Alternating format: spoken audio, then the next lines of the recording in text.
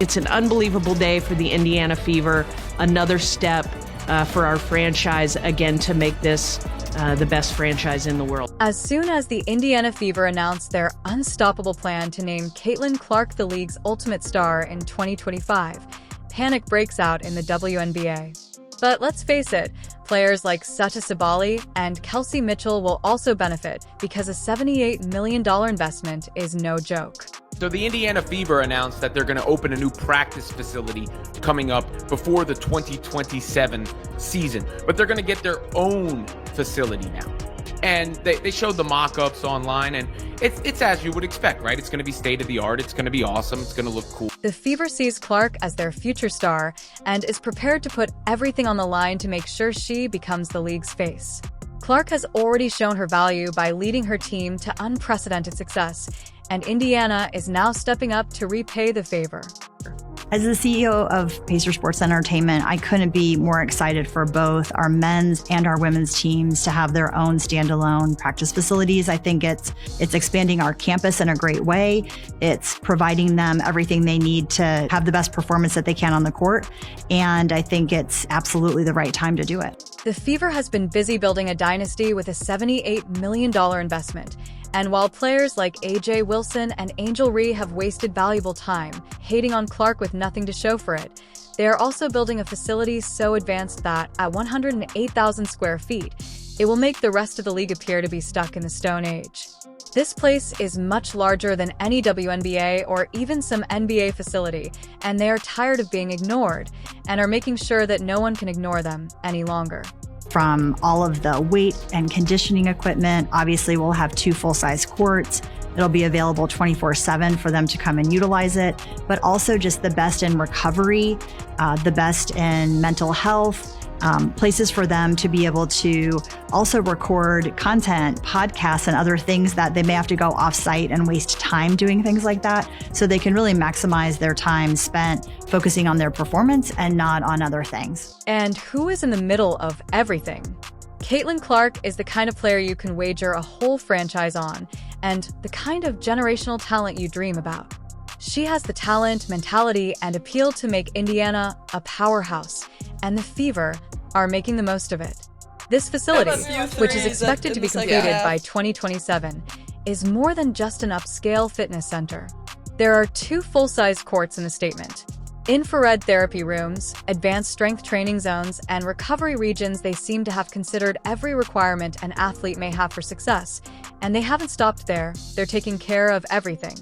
Assistance for mental health, a nail salon, and even a podcast studio. The Fever is establishing new guidelines for how players ought to be handled. This is going to be the best in class when it comes to a women's professional training facility. And not just the day that it opens, we're going to set this up and think about this as the best in class. The Fever plan goes beyond infrastructure. They're also taking calculated steps to encircle Clark with elite Aaliyah Boston's talent Kelsey Mitchell, and now they're targeting big names like Gabby Williams and Sata Sabali. This is about creating a team that doesn't just win, it dominates. Clark is the magnet, and the Fever knows it.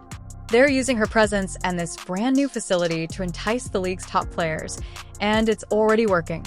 The rest of the WNBA should be scared. Take Kelsey Mitchell, for instance, who was given a 1-year Supermax contract worth almost $250,000. She is the 5th player in franchise history to receive such accolade, and she did it last season by averaging 19.3 points per game and demonstrating that she is not just a fantastic player, but also a key member of this team's future. So we finally got the news that we expected to hear all along for Kelsey Mitchell. We finally got the news, and it is that Kelsey Mitchell of the Indiana Fever has received the core designation. Yes, Kelsey Mitchell has been cored by the Indiana Fever. Additionally, there is Sata Sabali, who left Dallas, and the Fever is not wasting any time in attempting to acquire her. Sabali's 24-season stats are no laughing matter. She and Clark would be a nightmare for any opposing team, scoring 18.6 points, 8.1 rebounds, and 4.4 assists per game. The Fever also have the financial resources to support their goals, with $650,000 in cap space, more than enough to sign Sabally and still add another seasoned player to complete the roster. And then also, you're one of the top free agents in this year. So, I mean, do you have any ideas of what you might prioritize, or do you plan to stay in Dallas next season? Yeah, I mean, I've already communicated with Dallas how grateful I am because they've made this a home for me for the past years, and I'm working with them together and finding a next home for me because I've already played my last game in Dallas. Another player the Fever is pursuing is Gabby Williams, who is a perfect fit for Indiana's vision since she is adaptable, experienced, and a proven performer under pressure. She can defend the score in important situations and play any role. Her inclusion would provide the Fever with the depth they require to contend at the greatest level.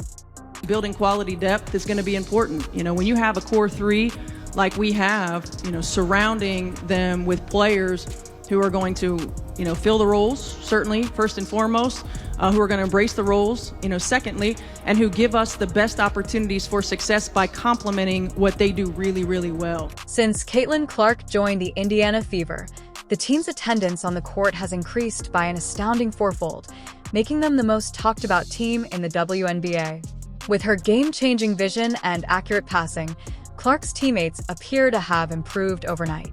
Her partnership with Aaliyah Boston is also rewriting the playbook for the most dominant duos in WNBA history.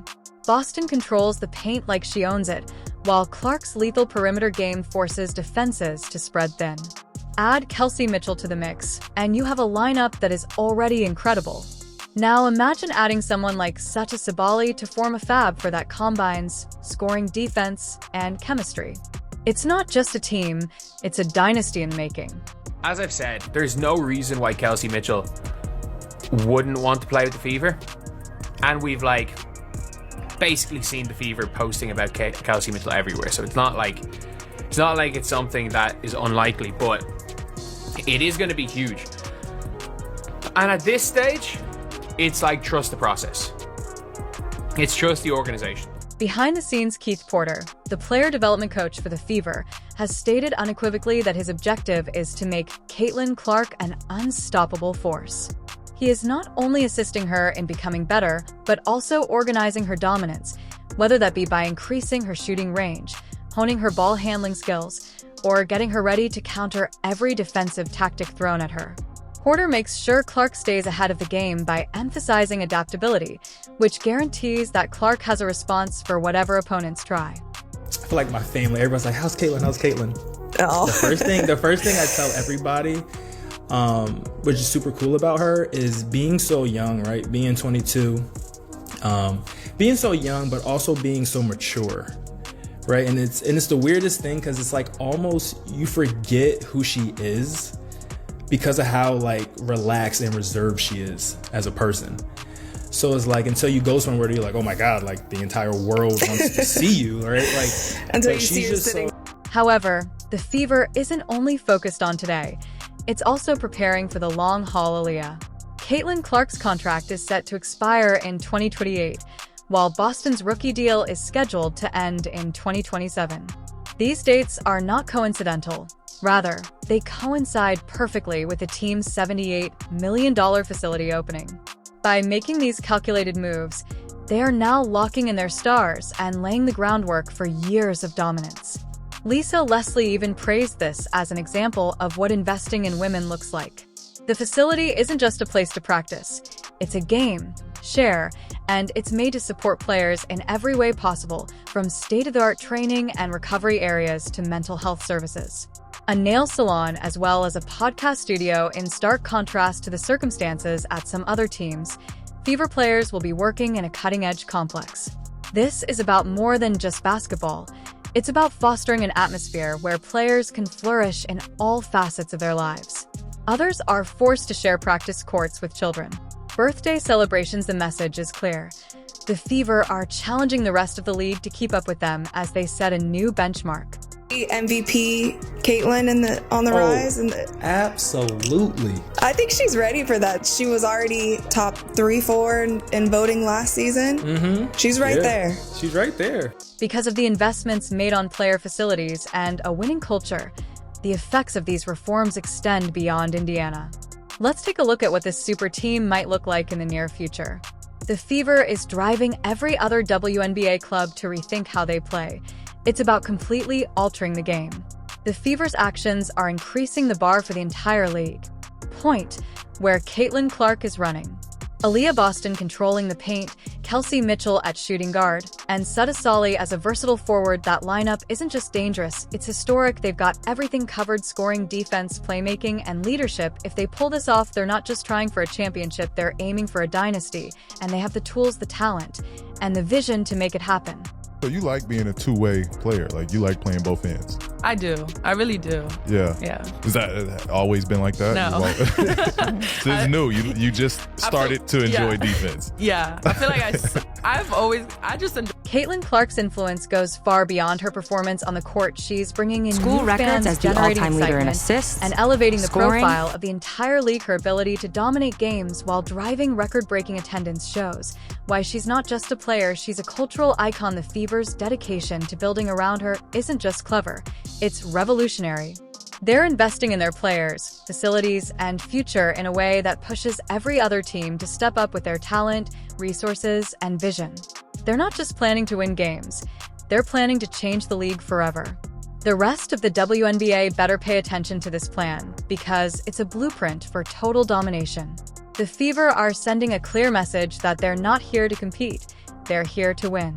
Compare that to teams like the Connecticut Sun, where players must share their practice areas with birthday parties and yoga classes. The Fever are showing what a real commitment to excellence looks like. They're not cutting corners or doing the bare minimum, they're going all in, and it's already paying off. If you're another WNBA team, this should terrify you. The Fever are no longer just another team, they're a powerhouse in the making, and they're not waiting around for anyone to catch up, they're raising the bar. And if you're not paying attention, you're already behind. And honestly, it's about time someone shook things up like this.